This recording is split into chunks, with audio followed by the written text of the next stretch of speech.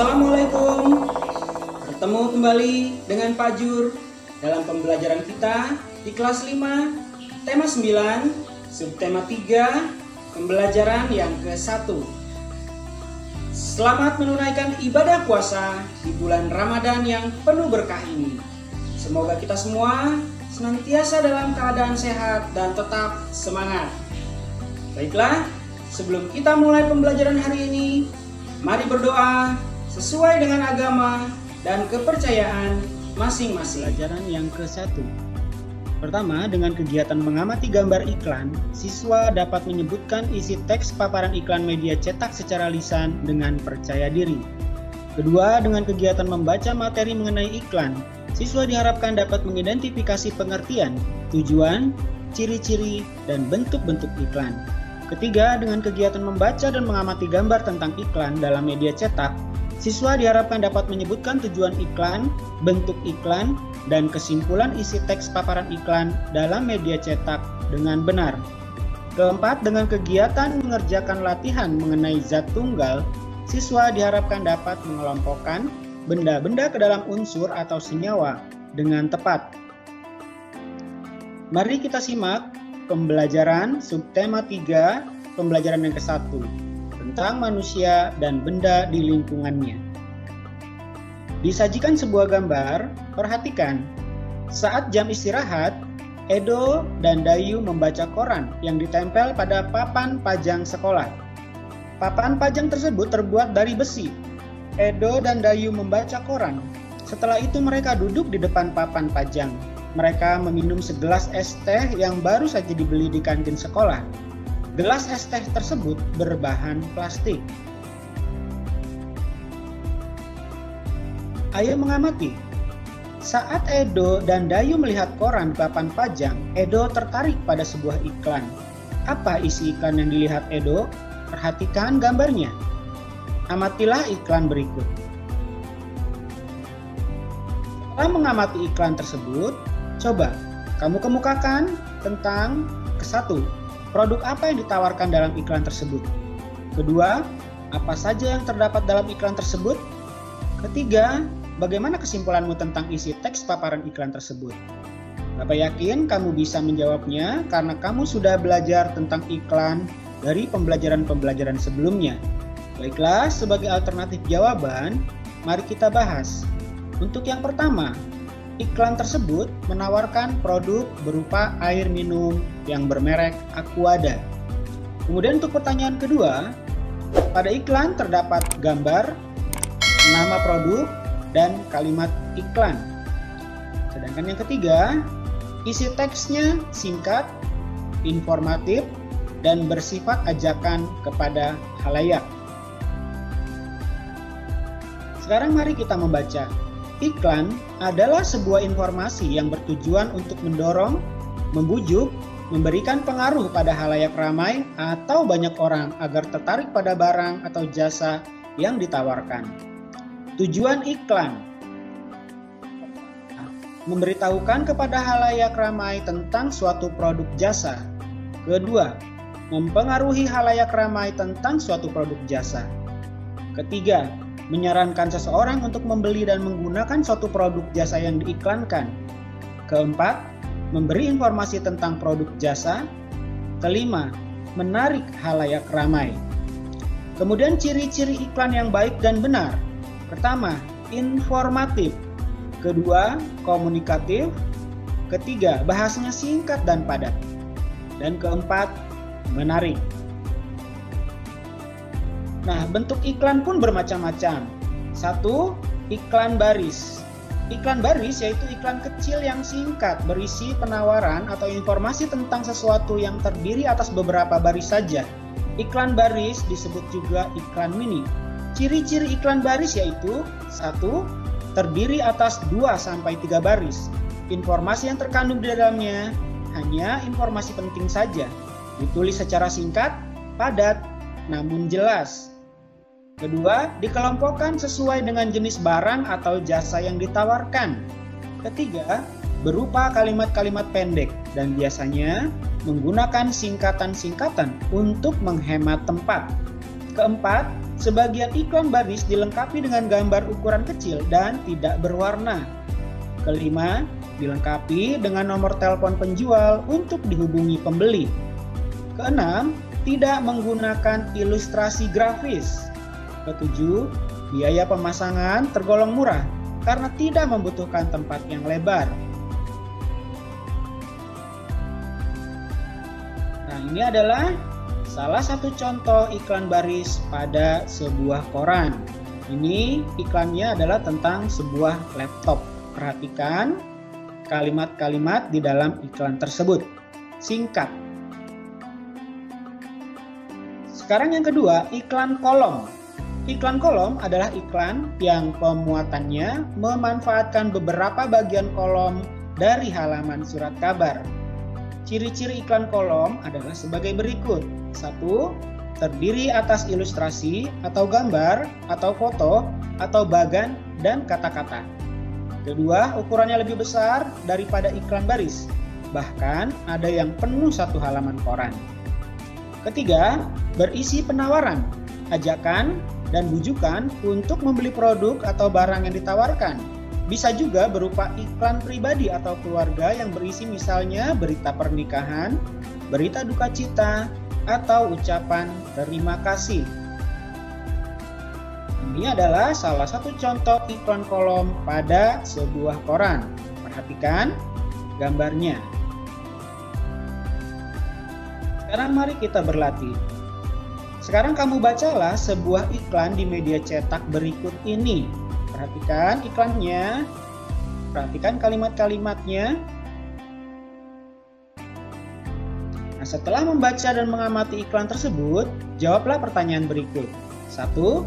Apa maksud dan tujuan iklan tersebut? Kedua, termasuk bentuk iklan apa jika iklan tersebut dimuat dalam surat kabar? Untuk yang pertama, sebagai alternatif jawaban bisa kita simpulkan bahwa maksud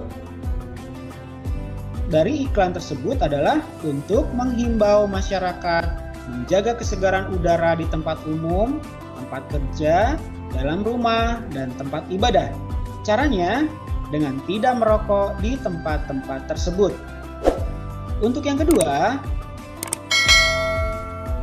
jika dimuat di dalam surat kabar, iklan tersebut termasuk ke dalam bentuk iklan kolom. Ketiga, jelaskan kesimpulan isi teks paparan iklan tersebut. Bisa kita simpulkan bahwa kesimpulan isi teks paparan iklan tersebut adalah mengenai himbauan untuk menciptakan udara segar di tempat umum, tempat kerja, dalam rumah, dan tempat ibadah dengan tidak merokok. Nah, Edo merasa haus. Tidak lama kemudian Edo mengambil segelas air putih lalu meminumnya. Edo mencermati iklan yang ada pada soal latihan yang telah dikerjakannya. Ternyata hari ini ia telah mempelajari iklan tentang air dan udara. Air dan udara merupakan benda-benda di lingkungan sekitar kita yang sangat dibutuhkan manusia. Tahukah kamu, udara merupakan benda yang tidak terlihat oleh mata, namun sangat dibutuhkan oleh manusia, bahkan hewan sekalipun. Udara yang bersih dan sehat adalah udara yang kaya akan oksigen. Sedangkan udara yang telah tercampur dengan asap rokok, asap kendaraan bermotor, dan asap-asap buangan pabrik merupakan udara yang tidak bersih. Kandungan dalam udara yang tercemar asap-asap tersebut tidak lagi banyak mengandung oksigen. Kandungan udaranya sudah tercampur zat-zat lain yang sangat merugikan kesehatan. Selain itu, benda lain yang tidak kalah penting bagi manusia adalah air. Air tidak hanya digunakan untuk minum. Air juga sangat dibutuhkan untuk kebutuhan sehari-hari seperti mandi, mencuci alat-alat rumah tangga, dan mencuci baju. Air merupakan benda tunggal, akan tetapi sebenarnya air terbentuk atas hidrogen dan oksigen. Hidrogen dan oksigen dalam air tidak dapat dipisahkan, kecuali dengan reaksi kimia tertentu. Berbeda dengan tanah, Dalam tanah dapat kamu jumpai adanya kerikil, batu, dan pasir yang dapat kamu pisahkan dengan tangan. Umum, benda-benda di lingkungan sekitar kita atau materi dapat dibedakan menjadi dua, yaitu zat tunggal dan campuran. Penjelasannya, pertama, zat tunggal. Zat tunggal adalah zat yang terdiri dari sejenis materi. Zat tunggal dapat juga disebut zat murni. Salah satu contoh zat tunggal adalah air. Zat tunggal dapat berupa unsur dan senyawa. A. Unsur. Unsur adalah zat tunggal yang tidak dapat diuraikan menjadi zat lain yang lebih sederhana. Contohnya, besi, emas, aluminium, karbon, nitrogen, tembaga, perak, seng, dan oksigen. Senyawa. Senyawa terbentuk oleh perikatan kimia dari dua atau lebih jenis unsur. Sebagai contoh adalah air. Air terbentuk dari oksigen dan hidrogen. Contoh senyawa yang sering kita temui dalam kehidupan sehari-hari misalnya garam dapur, gula pasir, asam cuka, soda kue, dan vitamin C. 2. Campuran. Campuran adalah gabungan dari dua zat atau lebih yang sifat asalnya tidak hilang sama sekali. Campuran dapat dibentuk dari gabungan unsur dengan unsur, senyawa dengan unsur, atau senyawa dengan senyawa. Beberapa contoh campuran antara lain air laut, air sungai yang kotor, air kopi, air teh, larutan garam, larutan gula, sirup buah, baja, kuningan, udara, dan tanah. Sekarang mari kita berlatih. Agar kamu lebih memahami tentang zat tunggal, lengkapilah tabel penggolongan unsur dan senyawa berikut ini. Silakan kamu bisa mencari informasi dari berbagai sumber. Untuk pembahasan bagian ini, bisa kamu temui pada akhir dari video ini. Sekarang mari kita lanjutkan. Benda atau materi yang berada di lingkunganmu dapat memberikan manfaat bagi kehidupan. Benda atau materi ada yang termasuk zat tunggal atau unsur dan senyawa, maupun ke dalam campuran. Sebagai contoh, air adalah zat tunggal yang merupakan senyawa. Air sangat berguna bagi kehidupan manusia.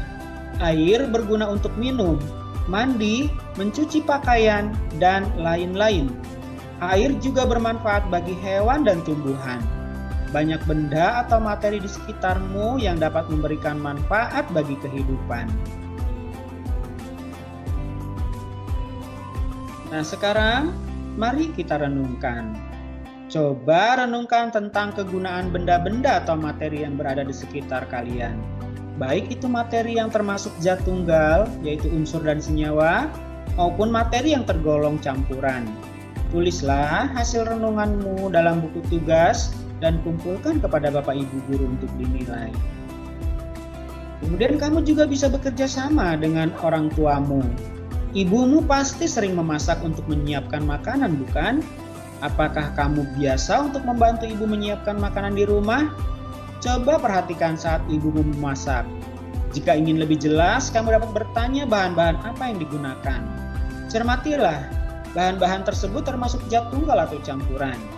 Bekerjasamalah dengan ibumu terkait fungsi bahan-bahan yang digunakan dalam masakan. Tuliskan dalam kolom berikut.